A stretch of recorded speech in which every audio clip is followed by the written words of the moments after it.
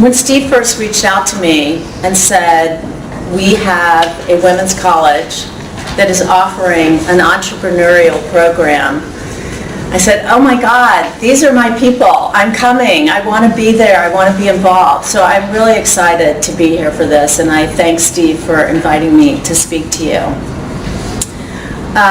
My journey has been much like many of the entrepreneurs, and probably like yours has been or will be, that I've interviewed. I sort of stumbled into my venture.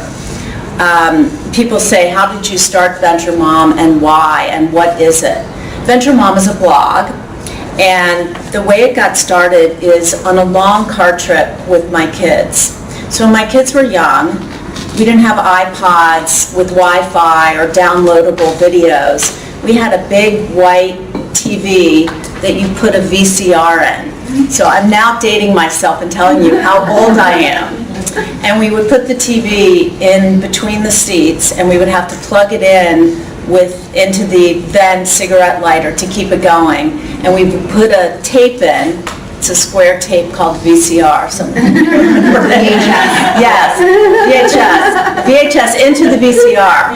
And we would play Barney for my kids. So they would sit in the back and watch. My husband would drive, and I myself would read motivational books. I love motivational books. My father's a big motivational person, would always give me these motivational books. So on the car trips with my kids, hours and hours, I can't sit still, I'm very type A.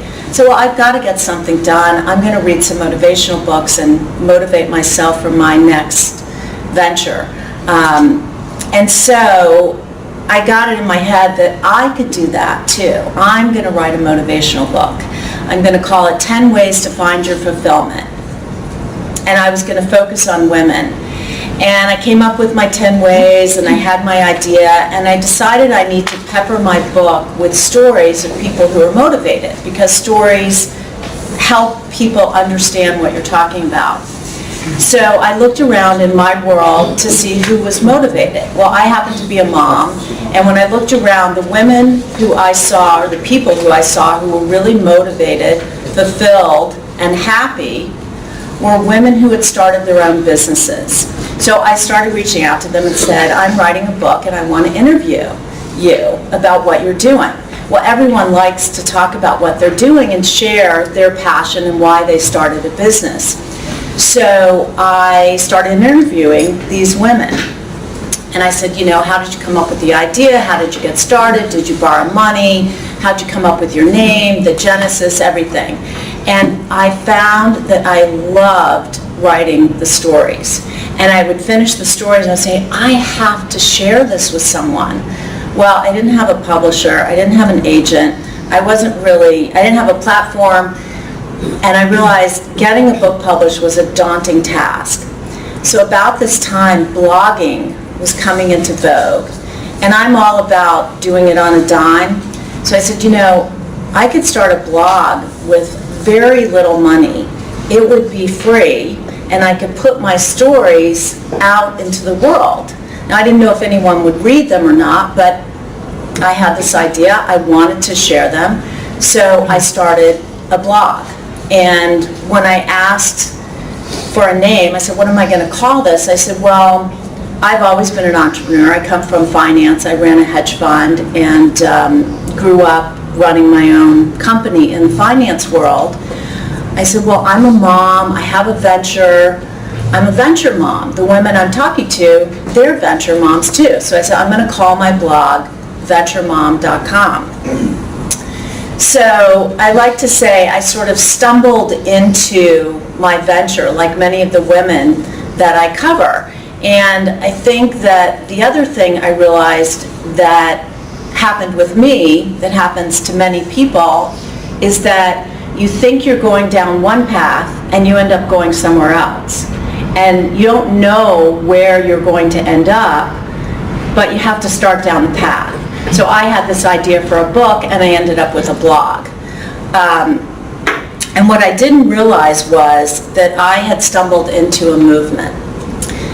Over the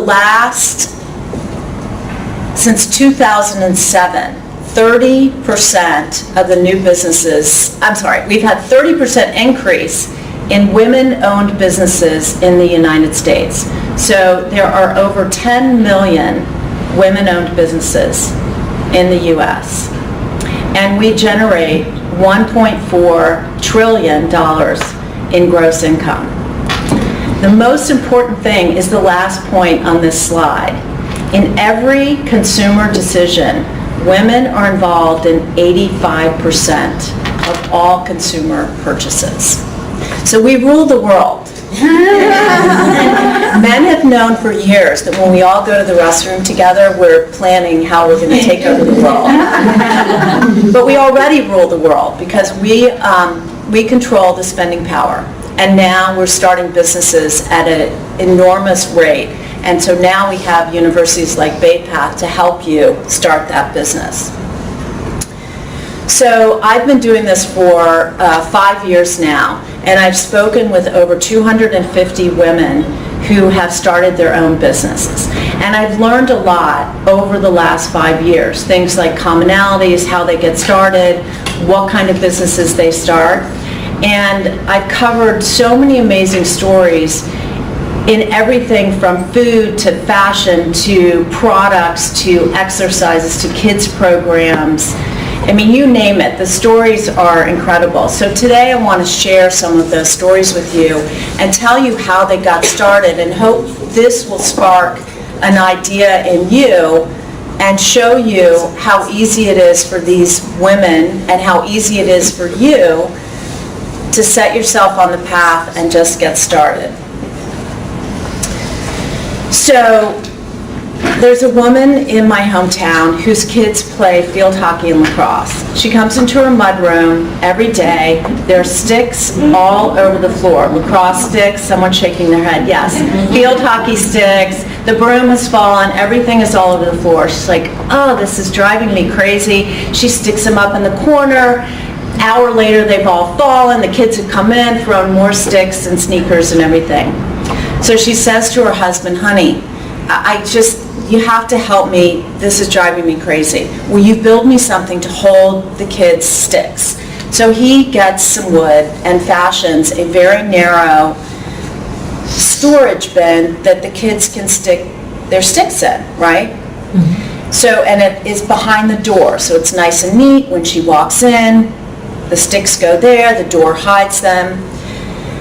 What happens? She tells her friends. They're like, oh my God, that's really great. Her friends come over and say, I need one of these. My kids' sticks are all over the mudroom or all over the house. They need a place to put them. Light bulb goes off. If I need it, my friend needs it, her neighbor needs it, everyone likes it, I might have a business. So she starts doing her research. She wants to get something that she can mail. Her husband, as much as he loved building the unit, is not going to build a unit for everyone who wants to buy it. So she finds a manufacturer in the U.S., a plastics manufacturer, who can build a 4-piece unit so it can be shipped flat. Don't need any tools, just clip it together, and you have what she calls stick storage. And I love this name because it says exactly what she's doing. She's storing sticks. It can also be used for garden tools, brooms, mops, everything. So then she had to come up with a way to sell it. And she realized that her audience, who's her target audience? Moms who are at lacrosse and field hockey tournaments for hours on end in the hot sun, nothing to do. They can go up to a tent and find a way to organize their home and buy her stick storage. Another thing when you're ordering, I find this with a lot of the moms I interview, the delivery truck will call and say, where's your loading dock? Well, it's my garage, my dining room, my basement. So she didn't have a place, and you usually have to order in larger numbers. So she went to the local lacrosse store and asked them, first of all, if they would sell her stick storage. And they were like, absolutely, what a great idea. And by the way, do you have any room that I could send that truck over to your store rather than my basement or dining room? And they said, absolutely, we're happy to store for you and ship for you. And just by asking, she found a storeroom and a vendor to sell her stick storage. She also makes them in a lot of great colors, like school colors. So if your school color's red, you can buy it in red, blue, green. Great idea. I love this story. And she had no plans to start a business. It simply came out of an idea to get her mudroom more organized. A lot of businesses get started over a bottle of wine. You're having a glass of wine with your friends, with your family. You start talking about this or that, and before you know it, you've come up with a business. So this next one is called 8 to the Bar, and this is a woman who was at a family barbecue, and her cousin's husband makes these wonderful granola type bars, and she's sort of become a health nut lately, and she's like, these are so good, I love them, I want them, can you make some for me so I can keep them? And they have more wine, and they say, we should start a business. They're like, well, we could do X, Y, and Z. So the next day they wake up and call each other, did we really talk about starting a business? Well, yeah, we did. So maybe we should get together and flesh that out a little more. So they did, and they did some research. They started making granola bars in their kitchen, and they needed a name. Well, he was a musician, and there happened to be 8 ingredients in the bar. There are 8 musical notes in a bar of music. So they called their bars 8 to the Bar. And now they're in Whole Foods and have a full-fledged business. The one thing I've learned from interviewing all these women, if you work for yourself, you have power. You have the power over your time, your efforts, your name, your company, everything you do.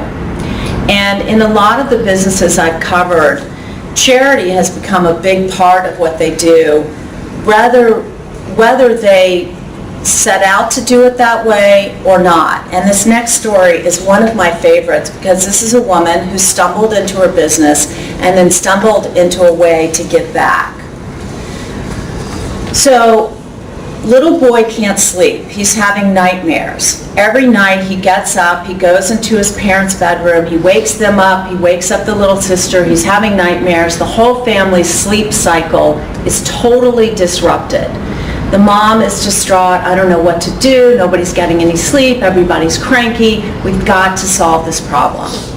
So she came up with the idea of sewing a little pillow with a pocket on it. Now, the son's name is Tucker. So she said, Tucker, we're going to have you write down what you want to dream about and tuck it into the pocket of the pillow and sleep on the pillow so that you'll have good dreams. So what you want to dream about will be right there and you'll have good dreams. It worked. So she tells her friends and neighbors at the bus stop, at the playground, oh my God, I came up with this way to help Tucker have a good night's sleep. They're like, really? Okay, I want that for my kids. So she starts thinking, I might have something here. What would I call it? Tucker is tucking a dream into a pillow. Tuck a dream pillow. So she came up with a great name. She happened to be talking with her neighbor, telling everyone she knows what she's doing. The neighbor's husband manufactures pillows, and they come up with a way for him to help her manufacture the Tuck a Dream pillow, and she started selling them at farmers markets and local stores. And she had a full-fledged business, Tuck a Dream pillows. But then something interesting happened. She had a friend who had a sick child, and she said, well, maybe the pillow would help your daughter dream about getting well. So the daughter wrote her wellness dreams and tucked it into the pocket. When the hospital saw what this little girl was using to help her have better wishes for good health, they started buying the pillows for all of the sick children to dream about getting well and having good dreams about wellness. I get chills when I tell that story. And she had no plans for that to happen. She just rolled into it. Some of the women I cover start out from the beginning trying to find a way to give back. And this next story is about a woman who, she traveled a lot in her college years and right after college, and she decided she wanted to build a business around something that would be sustainable. Sustainable is a big buzzword now, being green, helping others. And she went on a mission to find a group of people that she could help. And she found some cacao farmers in the Dominican Republic who were struggling. And she worked with them to set up a local co-op and to import their cacao beans and set up a chocolate business making hot chocolate, brownies, cookies, and cakes. And she did this. This is a harder venture. Most of the ventures I cover are not this large and aren't hitting 60 miles an hour from the beginning. This woman set out to go from 0 to 60 on day one. Most of the ventures I cover start out slower and roll into it and build up. But some of the ventures that I cover, they do want to go 60 miles an hour right away. So what did she do? She found a mentor. She found a woman who had a food business and said, I need your help. This is what I want to do. Can you help me? And this woman that she reached out to had a full-fledged business, manufacturers, everything, at stores across the country. But she was so willing to help her friend and colleague that she was able to get her launched. And now Sase Trading is in Whole Foods and other grocery stores across the country. And this cacao farm in the Dominican Republic is supporting multiple jobs, multiple families, and building a better place for the people in the Dominican Republic who run the cacao farm.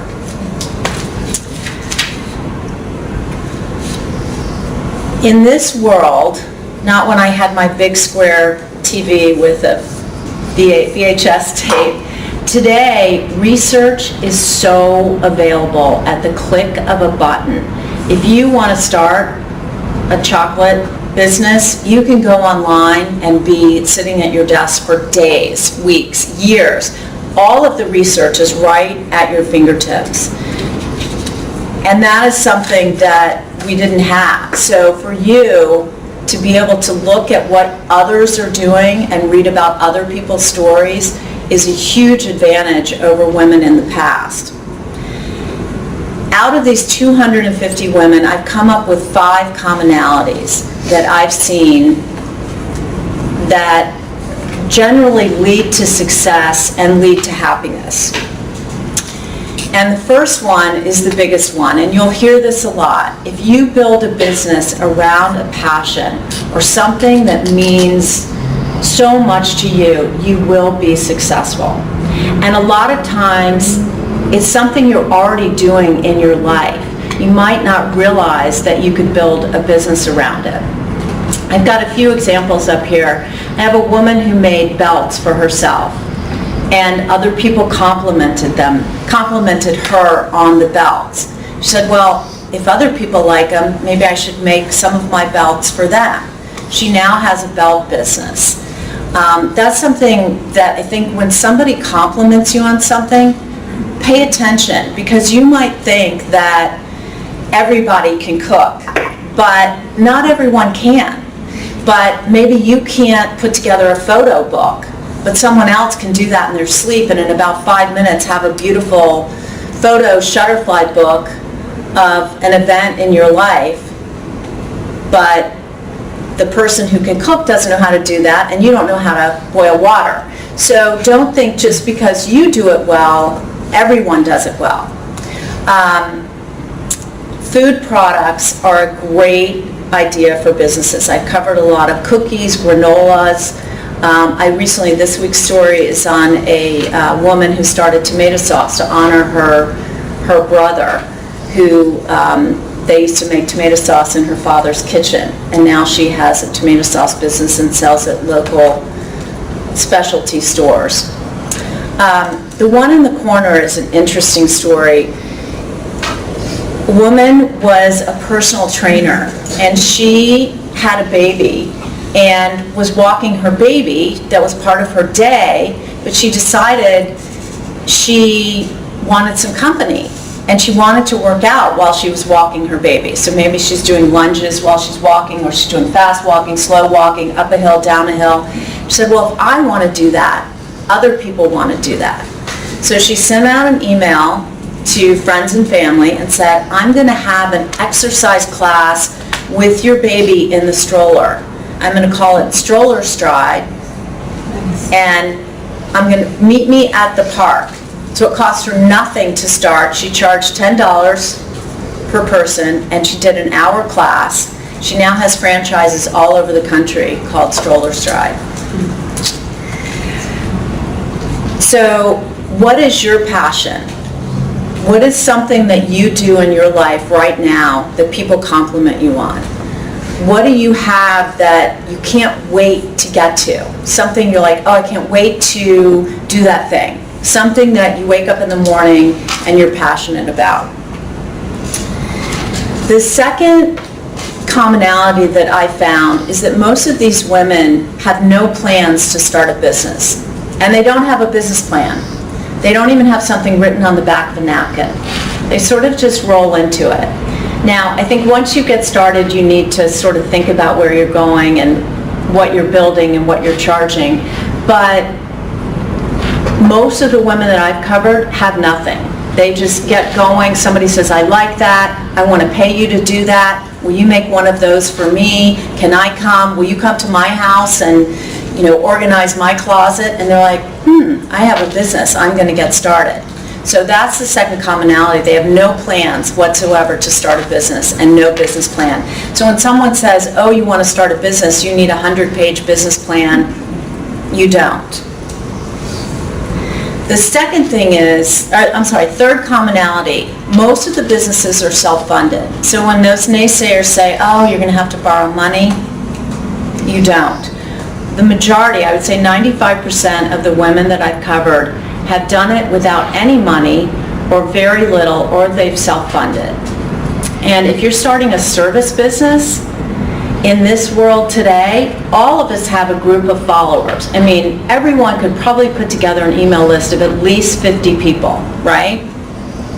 So if you said, I'm going to start, I have two examples here. The first one is Within Reason, and it's a tag sale company.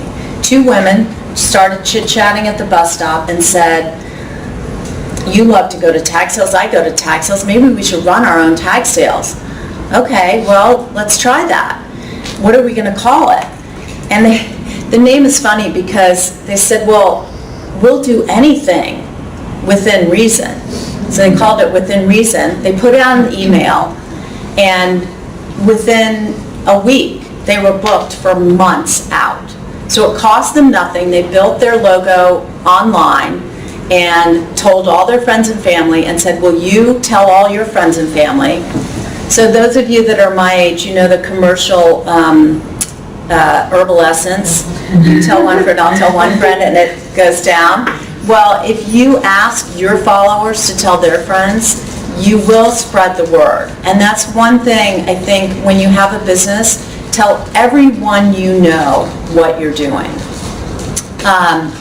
Closet Curator, I interviewed this woman yesterday, and she had a friend who asked her to come over and help organize her closet and show her what to wear.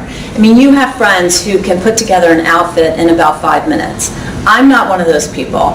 I can't dress myself out of a paper bag, but if someone said, okay, you have these pants to wear with this top and this necklace, there are people who would pay for that. So this woman told her friends and family after her neighbor asked her to come over and do it for her, and another friend said, I have a wedding, I don't know what to wear, and I'm traveling. So she went over and said, this is what you're going to wear on the plane. She put the jewelry, accessories, everything. This is what you're going to wear at the bridesmaid's luncheon. This is what you're going to wear at the rehearsal dinner. This is what you're going to wear at the wedding. Here's your outfit for the going away. Some people who can't figure out what to wear and can't pack, that would be a godsend, right? So that's her business. She calls herself the closet curator, and she will come over and look in your closet, basically shop in your closet, because we all have things that we haven't worn or we don't know how to wear, and she'll find those pieces and put them together and give you a lookbook, which I guess that's a fashion term, a lookbook. I'm not a fashion girl, but so it gives you, she lays out the outfits, takes pictures, and then sends you a lookbook for casual, everyday, corporate, whatever you're doing. So self-funding, with email today and with all the, everything that you have online, you can start a business with very little money. The fourth commonality is friends and family. And again, it comes back to telling everyone you know what you're doing and asking for their help. And the other thing is, when you tell your friends and family of a problem you have or a problem you solved, inevitably they will have someone who can help you. This little device on the left that's holding a phone, woman, she was a lawyer, no plans to start a business. She was walking her baby in the park, and she was waiting for a call from the pediatrician. The phone rings. She starts digging through her diaper bag, trying to find the phone. She can't find it. By the time she picks it up, the pediatrician is hung up. She comes home, she says to her husband, I missed the call from the pediatrician. I wish there was something that would hold the phone on my stroller so I could pick up the phone, I could play music for my baby, I could play an exercise video so I wouldn't have to pay that stroller strike woman. No, she'd still do that too, because she wants to exercise twice a day. But she could do, maybe the time wasn't right, or it's not in her town, but she would have the phone right there, so she could have her hands free to take care of her baby or do whatever she needed. And her husband said, well, if that doesn't exist, maybe you should create that. And by the way, my uncle's best friend is in the plastics business. Oh my goodness. And she's like, well, I'm a lawyer. I don't want to start a business. But I might look into it. So she started looking into it. And here's another interesting thing. Before she ordered, because she had to have it made in China to get everything that she wanted, and they wanted her to order 100,000 units. That's a lot of money. She said, I'm not going to do that. I want a prototype. So she paid for the prototype. She put her baby in her stroller. She strapped her new device on her stroller, and she started visiting baby stores and said, look what I've created. Would you place an order for these for your store? That is brilliant. Yes. Here's your order. So she got her orders in hand before she ever placed her order to China for 100,000 units that were going to be delivered to her city apartment dining room. But then she was able to get a warehouse because she had orders in hand. She didn't spend the money before she had done the sales. She got the sales, then she spent the money. She had nothing to lose. She was a lawyer, but here she stumbled on this business. It's now in every baby store across the country. It's called the Text Hug. So back to friends and family. She told her husband he knew someone who knew someone. Everyone is willing to help. Women especially are willing to help. And if a woman doesn't help you, I forget who said it, but she has a special place in hell. I think, it's all about, we all support each other, we'll all rise to the top. So this next story I really love. This is a woman who, her parents lived in Ohio. She lived in Connecticut. They passed away. She and her sister went out to her parents' attic filled with items. Nice items. Plates, fabrics, linens.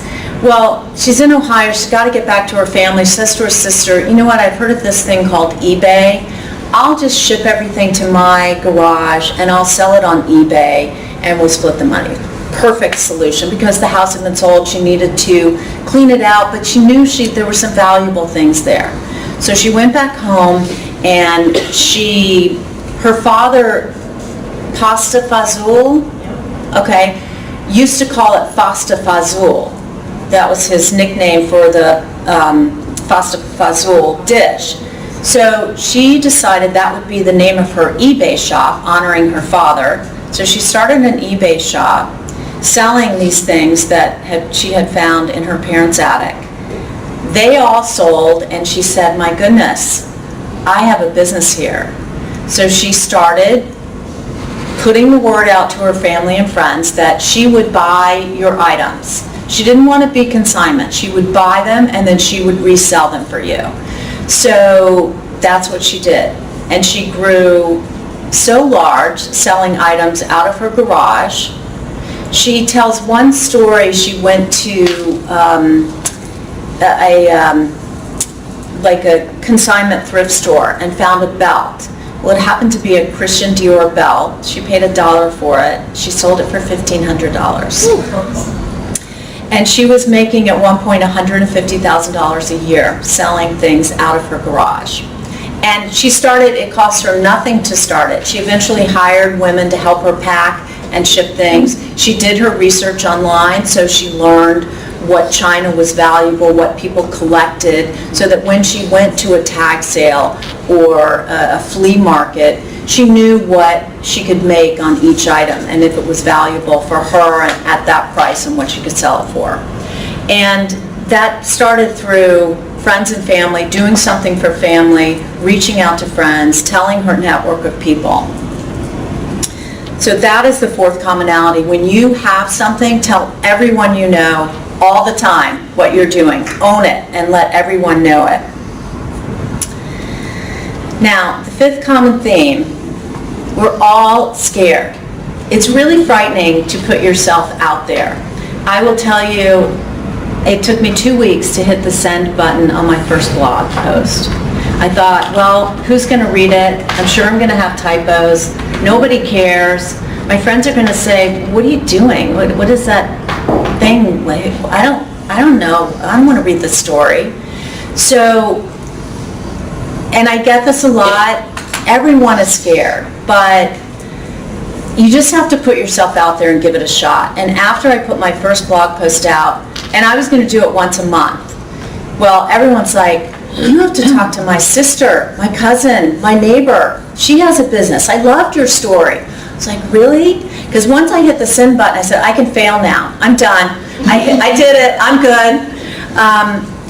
For me, I viscerally felt, because I had this idea, and I viscerally felt that I didn't want to be 80 years old sitting in my rocking chair saying, I had this great idea, and I didn't give it a shot. And once I hit the send button, I said, okay, I tried. And if I fail now, I can say, at least I tried.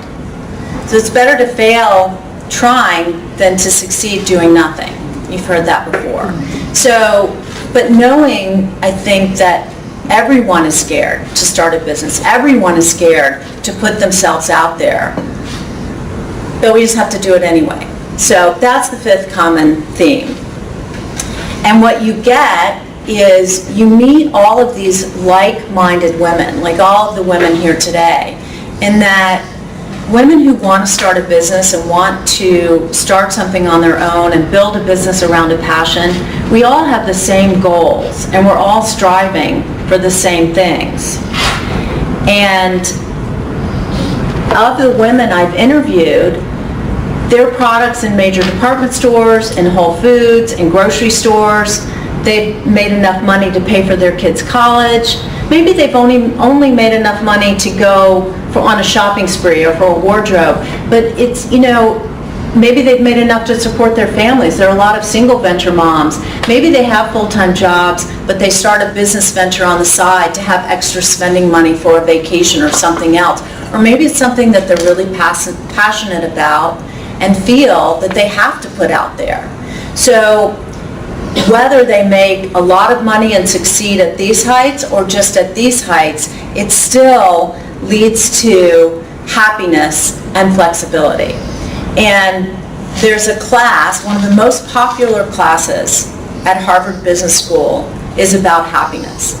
And I always say that whatever you're doing, wherever you are in your life, on your journey, on your path, happiness is the ultimate currency. So nothing else really matters but if you're happy with whatever you're doing. So that's what we should strive for. When I ask these women, what's the number one best thing about having your business? It's flexibility. Whether you have a sick parent, a sick child, a sick loved one, whether you want to go on vacation, you want to drive your kids to school, you want to go to your friend's birthday party, you want to take a trip. When you have your own business, you set your schedule. So flexibility is the number one thing I hear from these women who have their own business. And you get a day off. So I want to ask you about the day off, because one of the other biggest questions I get is, I don't know what to start. I want a business. I want to make money. I want that flexibility. I want that happiness. I want to build something around something I'm passionate about, but I don't know what to do. So I ask this question. I'm sort of a venture detective, and I have to hold myself back because I'll be at a cocktail party or a friend's birthday, and we'll start chit-chatting, and they're doing something, and I'm like, oh, you could start a business around that. You could do that. You know, maybe they don't want to start a business, or maybe, you know, my friends are like, Holly, you know, not everyone wants to go out and do that. You know, what fish are you frying today, Holly? And but I find that there's so many ideas out there in the world, and everyone has one. So I asked the question, if you had a day off, now the dog's been fed and walked, the laundry's been done, your email box is empty, you don't have to go to the grocery, you've done your 5 hours of exercise, everything's been done. So you've got a day to yourself. What do? How do you spend that day? So, who do you want to be with? Do you want to be with kids? Do you want to be with girlfriends? Do you want to be with animals? Do you want to be with your computer? Where do you want to be? Would you be at the mall, trying on clothes and looking at fashion? Would you be at an antique store, looking at furniture and putting together, you know, vignettes? Would you be at a fabric store? Would you be at the gym? Would you be hiking? So where do you want to be, and what would you be doing? Would you be exercising, shopping, playing with kids? So these are really, how you spend that free day will lead you to what you want to do with your venture. So I have what I call Venture Hour, where I send out a questionnaire. It's a 2-page questionnaire to help you figure out what you want to do. And today I want to ask you 3 questions to that point, because it's really hard to think about what you're going to do and how you're going to start a business. So today I want you to think about, you've won the lottery. And I'm talking about the big one that just happened a while back. The really big one, $500,000, right? So what would you do? And this is after you've flown your private jet around the country and met the Queen and, you know, bought a new wardrobe and all of that stuff. So now you're ready to do something. Now, with that kind of money, you have the ability to change people's lives. You could start any business you want because you have the money to hire the best brains, the best talent, the most intellectual people. What kind of business would that be? You could start a foundation that helps people. So who would you help? The truth is, you don't have to win the lottery to start a business. I want to tell you about a friend of mine. She's a runner. That's all she does. She likes to run. She runs marathons. I think she's done 8 marathons. She doesn't go to lunch. She doesn't shop much. She's not a cook. She's got 3 kids, but she loves to run.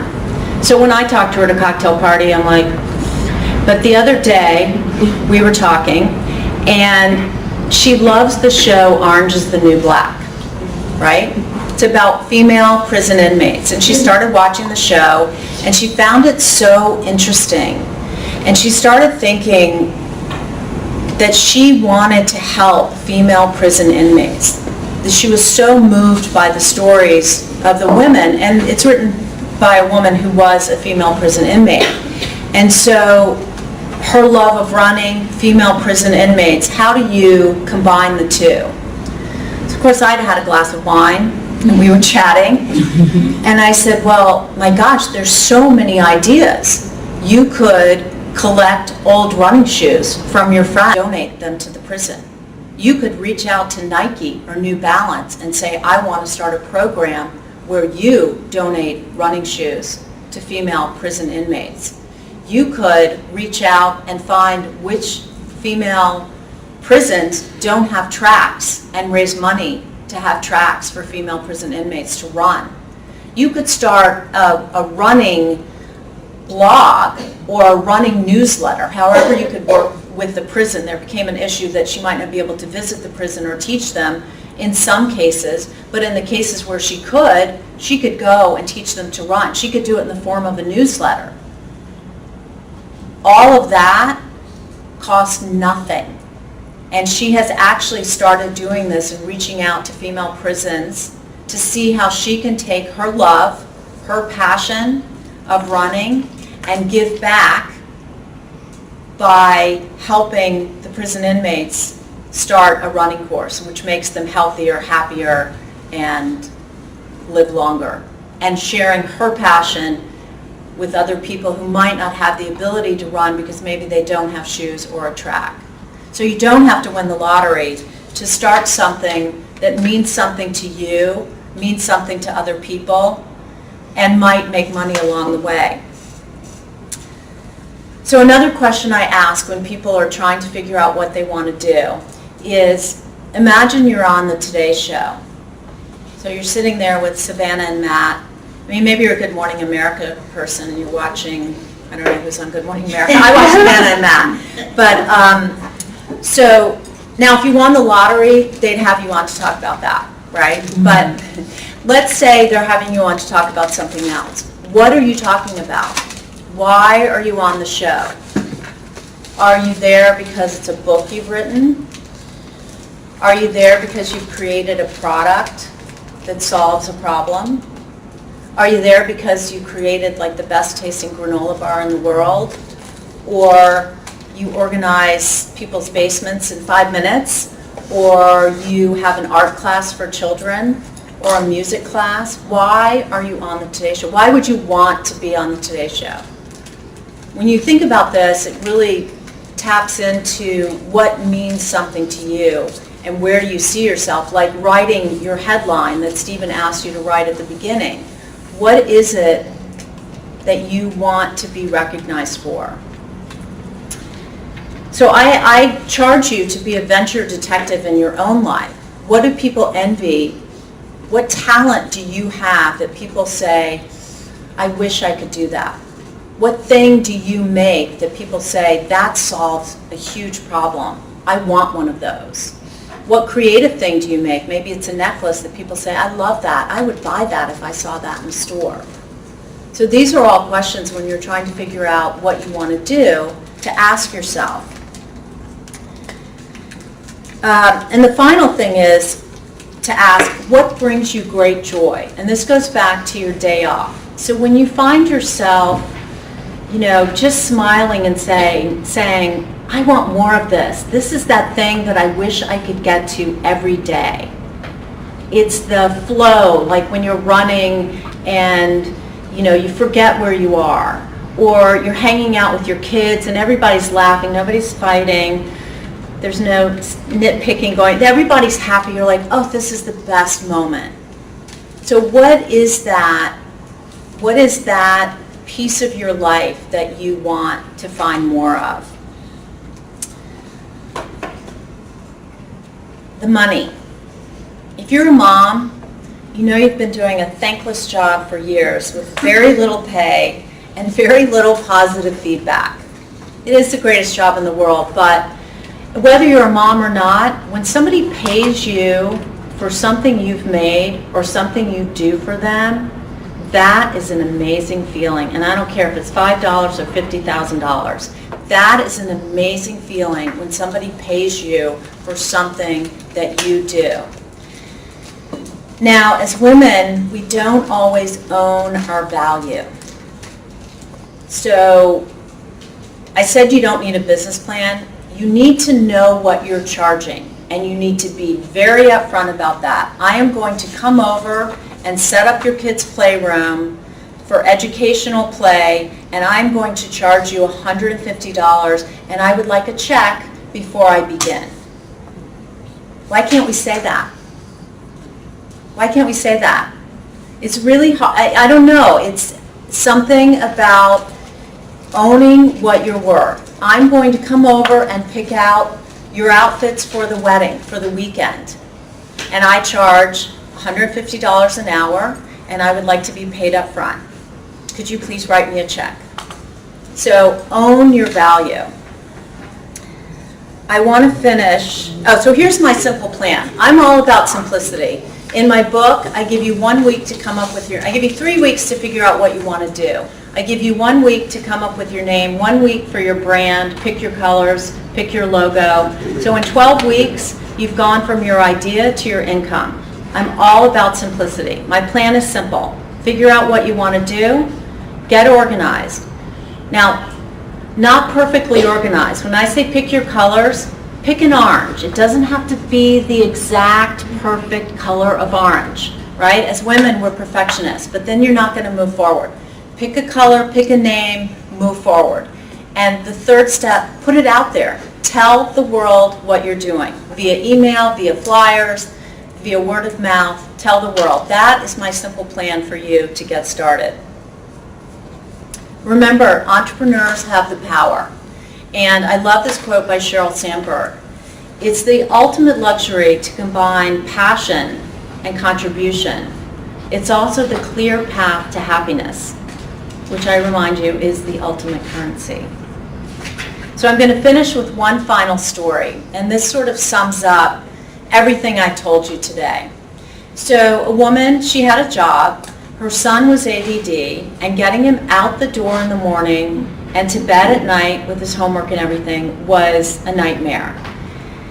He was distracted, he was unorganized, his room was unorganized, the family was unorganized. So she started doing some research on the web and found out that by organizing her son's life, organizing the chaos in their lives, she would be better able to work with him. He would be better organized. He would get tasks done. So there was a place for the backpack, there was a place for his shoes, there was a place for his lacrosse stick, there was a place for everything. And so she organized her son's life.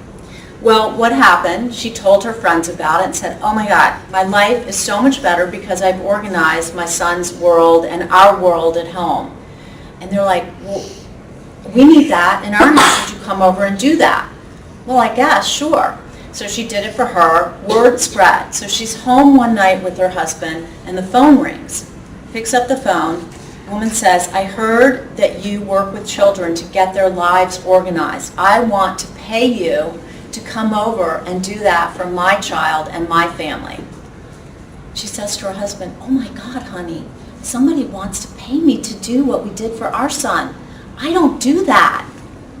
The husband goes, well, if someone will pay you to do that, you do it now. So her business is Order Out of Chaos, and she speaks, she has a book, she helps people, and she has people working for her. So I charge you to go out and stumble into your venture and make it happen. Thank you.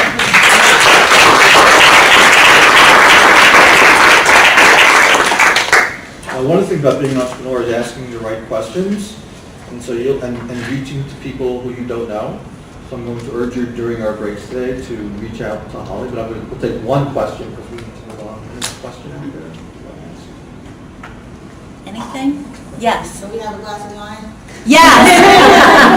Absolutely. You'd be shocked at how many people, I do a lot of networking, like cold call networking, and actually I got quoted in a book about it. You'd be shocked at how many people would answer the phone for you. And I'm talking about people who like the Tory Burch types, the people who are really very successful, out there making a lot of money, and you reach out to them, you would be shocked at how many people would give you your time. Especially if you're a student, even more so. But if you're a woman, other women will be thrilled, and even men. So I'll tell you one quick story that I want to thank Holly very much, and she'll be around for the day. I'm doing, so you would think, I taught entrepreneurship for a long time, and I'm doing research for this program that we're creating, and of course, you would think that I would know something about women since I have 2 sisters, I have 4 daughters that I raised, and my wife is CEO of Girl Scouts of the region. Like, you think I would know something. But I need to go and do research. I'm interviewing women and men and entrepreneurs and investors. And I made a cold call to a guy who is one of the top investors in a company called Kleiner Perkins that funds Facebook, Google, Yahoo, all of the big companies in Silicon Valley. And I told him what I was working on. And I said, "You have any advice?" Besides giving me the names of people I should be speaking with. He said, we in Silicon Valley fund tech businesses, and we blew it because the woman who invented Spanx called us all, and we ignored her. And we're kicking ourselves now because she's worth billions, even more so than some of the tech companies they invested in. And because we didn't realize that as a bunch of guys, it's mostly guys there, we didn't realize that women understand what other women want, and we didn't get that. And so even though, Mark Zuckerberg created Facebook, and a lot of women are on Facebook all over the world, he said, and I said, do I need to have an engineering program to get the next, big entrepreneur? He goes, absolutely not. I mean, that'll be good. But the fact is that I think the point that you made is women buy much more than men, and even very high ticket items like cars and houses. And I think that's a really interesting point. Is that some people think, I got to be an engineer to create the next tech business. But the bottom line is there's a lot of money to be had out there, and I think there's an opportunity to sort of start your own company in lots of ways. We'll talk about that more as we move on. Thank you very much, Holly, and we'll. Can everybody get a Post-it though?